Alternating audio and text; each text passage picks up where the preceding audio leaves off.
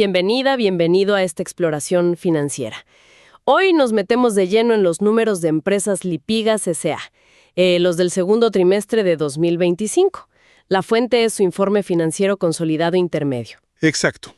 Y bueno, la idea es entender qué hay detrás de esas cifras, ¿no? Ver la salud real de esta empresa energética, justamente. Vamos a ver los puntos clave. ¿Qué dijeron los auditores? ¿Cómo está su balance? ¿Los resultados? El efectivo, cómo se movió, cambios en el patrimonio. Y también esas políticas contables y los riesgos, que siempre son importantes. Sí, eso es. Y recordar claro que esto es al 30 de junio de 2025. Es información revisada, sí, pero no es la auditoría final del año. Perfecto. Pues empecemos por ahí, por la confianza. ¿Qué dice ese informe de revisión de los auditores independientes? En simple. Mira, el informe que lo firma Sergio Tubío L., con fecha 27 de agosto, trae lo que se llama una conclusión sin modificaciones. O sea, luz verde. Básicamente sí. Significa que ellos hicieron su pega, ¿no?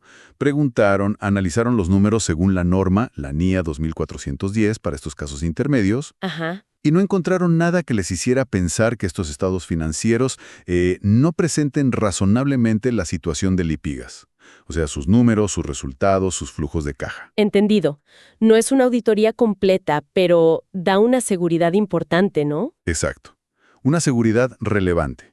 Y ojo, mencionan algo más, que la auditoría del 2024 completo y la revisión del primer semestre del 2024 tampoco tuvieron observaciones. Ah, mira. Consistencia, entonces. Eso parece indicar, sí. Ok. Con esa base, veamos la foto financiera. El balance al 30 de junio de 2025. ¿Cómo se compara con el cierre de 2024? Bueno, la foto muestra una empresa un poquito más grande. Los activos totales subieron, digamos, un 3% más o menos. Pasaron de 784,000 millones de pesos a unos 808,000 millones. ¿Y de dónde viene ese crecimiento principalmente? Viene sobre todo de los activos no corrientes, los de largo plazo. Propiedades, planta y equipo, imagino. Los cilindros, los camiones, las plantas. Correcto. Ese es el bloque más grande. Propiedades, planta y equipo. Subió un poquito, a casi 481,000 millones de pesos. Pero también crecieron bastante otros activos financieros no corrientes. Ya. O sea, más activos en general. Y por el lado de las deudas y el capital de los accionistas, ¿qué pasó ahí? También crecieron. Los pasivos totales subieron a 575,000 millones, desde 560,000 millones. ¿Algún aumento destacable ahí? Sí, el principal aumento está en los pasivos no corrientes, en la parte de otros pasivos financieros. Ahí están los bonos, los préstamos a largo plazo. Eso subió a 250 millones de pesos. Ok, más activos y también más deuda de largo plazo. ¿Y el patrimonio? ¿La parte de los dueños? El patrimonio total también creció. Superó los 233,000 millones. Venía de unos 224,000. Este aumento se explica sobre todo por las ganancias que tuvo la empresa en el semestre y que no repartió del todo. Hablemos de eso entonces, de las ganancias.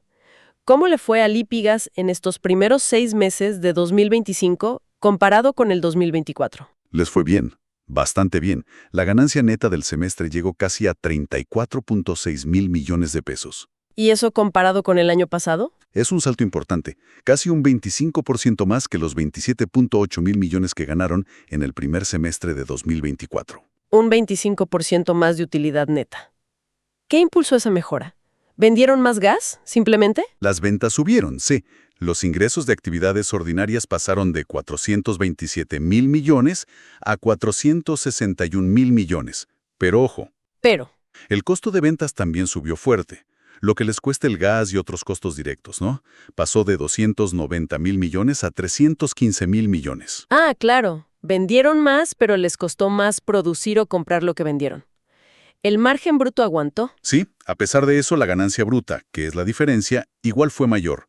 Terminaron con 146 mil millones de ganancia bruta contra 136 el año pasado. O sea que, en pesos, ¿les quedó más después del costo directo? Exacto. Y aunque los gastos de distribución y administración también subieron un poco, el resultado final fue esa mayor ganancia antes de impuestos y, bueno, la utilidad neta más alta que ya comentamos. Bien, buen desempeño entonces en la línea final. ¿Y eso cómo se ve por acción? ¿Para quién invierte? Se refleja directo. La ganancia por acción básica subió a casi 303 pesos chilenos por acción en el semestre. El año pasado había sido 241 pesos. Es un reflejo claro de la mejora. Ok, más ganancias es bueno, pero sabemos que la utilidad no siempre es caja. ¿Cómo anduvo el flujo de efectivo? ¿El día a día generó más plata contante y sonante? Muy buena pregunta. Y la respuesta es sí, generó más. Las actividades de operación dejaron un flujo positivo de casi 75 millones de pesos. ¿Y eso comparado con 2024? Bastante más. En el primer semestre de 2024 habían sido como 61 millones de pesos. La diferencia principal, según el informe, es que cobraron más por las ventas. Excelente. O sea, la operación está generando más caja. ¿Y en qué usaron ese efectivo? Bueno, una parte fue inversión, pero ahí no hubo grandes cambios respecto al año pasado. Usaron unos 26,000 millones en actividades de inversión. ¿Principalmente en qué? ¿Más fierros? Sí, la mayor parte, unos 22,000 millones, fue para comprar más propiedades, planta y equipo, manteniendo y renovando su base de activos, lo normal.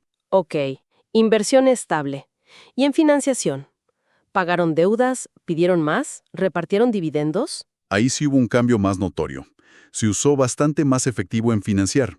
Fue una salida neta de más de 44,000 millones este semestre, ¿Contra cuánto el año pasado? contra unos 36,000 millones en 2024. O sea, salió más plata por este lado. ¿Y cuál fue la razón principal de esa mayor salida? ¿Más pago de deuda? Hubo pagos de préstamos y de arriendos financieros, sí. Pero la diferencia grande, fíjate, estuvo en los dividendos. ¡Ah! ¿Repartieron más a los accionistas? ¿Mucho más? Pagaron más de 26,000 millones en dividendos este semestre. El año pasado habían sido casi 18,000 millones. Entendido. Entonces, resumiendo el efectivo, la operación generó más, la inversión fue similar, pero decidieron repartir una tajada más grande a los dueños. ¿Cómo quedó la caja al final? Bueno, con todos esos movimientos, el efectivo y equivalentes aumentó un poquito, en casi 5,000 millones durante el semestre. Terminaron junio con unos 103,000 millones en caja. Ya habíamos dicho que el patrimonio creció. Si miramos el estado de cambios en el patrimonio, se confirma que es básicamente por las ganancias que se quedaron en la empresa, menos esos dividendos más altos. Exactamente eso. El motor principal fue la ganancia del periodo, esos 34,4 mil millones. Y a eso le restas los dividendos pagados, que fueron casi 26,000 millones. El neto de eso es lo que más hizo crecer el patrimonio. ¿Algún otro ajuste relevante en esa parte? Hay una cuenta que se llama Otras Reservas. Tuvo un ajuste negativo, pero menor, de unos 200 millones. ¿Y eso qué refleja? Son cosas más técnicas. Principalmente el efecto de convertir a pesos chilenos los resultados de las filiales en Colombia y Perú por el tipo de cambio, y también cambios en el valor de algunos instrumentos financieros que usan para cubrir riesgos. Ok, ajustes técnicos. Bien, entonces tenemos una empresa que crece, gana más, genera más caja operativa y reparte más dividendos. Pero, bueno, todo negocio tiene sus riesgos. ¿Cuáles destaca Lipigas? La nota 5 debe ser clave ahí. Claro, la nota 5 detalla la gestión de riesgos financieros. Hablan de tres principales. Primero, el riesgo de crédito. En Perú y Colombia usan seguros de crédito para clientes grandes, como una protección extra. Lógico. ¿El segundo? Riesgo de liquidez, el temor a no tener caja para pagar las cuentas a tiempo. Lo gestionan haciendo proyecciones de cuánto efectivo van a necesitar y teniendo líneas de crédito con bancos por si acaso. Ok. ¿Y el tercero? El de mercado. Esa suele tener más aristas. Sí. Para Lipigas son principalmente tres cosas dentro del riesgo de mercado. Uno, el tipo de cambio. Dólar, peso colombiano, sol peruano. Todo eso afecta sus compras, deudas, inversiones afuera. Claro. Operan en varios países. La unidad de fomento, la UF, en Chile, muy relevante porque tienen bonos y arriendos importantes en UF. Y tres, las tasas de interés, aunque dicen que este es menor porque casi toda su deuda, más del 96%, es a tasa fija. Detengámonos en la VF, que siempre es tema en Chile. ¿Cómo se protegen de eso? ¿O asumen el riesgo? No, lo gestionan activamente. Usan unos instrumentos financieros que se llaman cross-currency swaps. ¿Y eso qué hacen? Simple. Tienen contratos con el BCI y el Santander para cubrir parte de sus bonos en UF, las series E y G, que son como 6 millones de UF. Lo que hace el swap es básicamente transformar esa deuda variable en UF a una deuda equivalente en pesos chilenos y a una tasa de interés fija. Ah, mira. ¿Y menciona las tasas? Sí, dicen que quedan fijas en tasas entre 5,99% y 6,83% anual. Es como blindarse contra las subidas de la UF en esa parte de la deuda. Interesante esa cobertura. ¿Y para los arriendos en UF? ¿Hacen algo parecido? Ahí la estrategia es diferente. Dicen que ese riesgo se mitiga porque sus propios márgenes de venta en Chile tienden a moverse parecido a la UF. O sea, si le sube el costo del arriendo por la UF, en teoría también pueden subir un poco sus precios y compensar. Entiendo, una mitigación más natural, por el negocio mismo. Y mencionaste los covenants de los bonos. ¿Cumplen con esas exigencias? Sí, son condiciones que les ponen los bonistas, principalmente dos. Un patrimonio mínimo, que es de 110.000 millones, y un límite al endeudamiento financiero neto sobre patrimonio ajustado que no puede pasar de 1.5 veces. ¿Y cómo andan en eso? Informan que a junio de 2025 ese ratio de endeudamiento era 0.69, o sea, bastante por debajo del límite. Cumplen con holgura. Ok, se ve una gestión de riesgos bastante activa. Pasando a otro punto clave para la confianza en los números, ¿hay alguna política contable o estimación donde la gerencia tenga que usar mucho su juicio? La nota 2.30 de estimaciones y juicios críticos. Esa nota es fundamental, sí. Destacan varias áreas donde tienen que, digamos, hacer estimaciones importantes. Por ejemplo, cuánto provisionar por clientes que quizá no paguen, las cuentas incobrables. Usan modelos, miran el pasado, factores económicos. ¿Qué más? También estimar la vida útil de sus activos, ¿no? Para calcular la depreciación. Cuánto van a durar las plantas, los camiones. Y el cálculo de beneficios a empleados a largo plazo. Pero hay una que llama la atención. ¿Cuál? La provisión por las garantías de los cilindros y tanques. Ah, el depósito que uno deja por el balón de gas. Exacto. Legalmente el cliente tiene derecho a devolver el cilindro y pedir su depósito de vuelta. Pero Lipigas dice que, en la práctica, casi nadie lo hace. ¿Dan algún dato? Sí, fíjate, en Chile, en el semestre las devoluciones reales fueron solo el 0,012% de lo que tenían provisionado. Es bajísimo. ¡Wow! O sea, legalmente deben mucha plata por garantías, pero la gente no la reclama. ¿Y cómo muestran eso en el balance? Ahí aplican una norma contable, la NIC 37. Reconocen que existe la obligación, claro.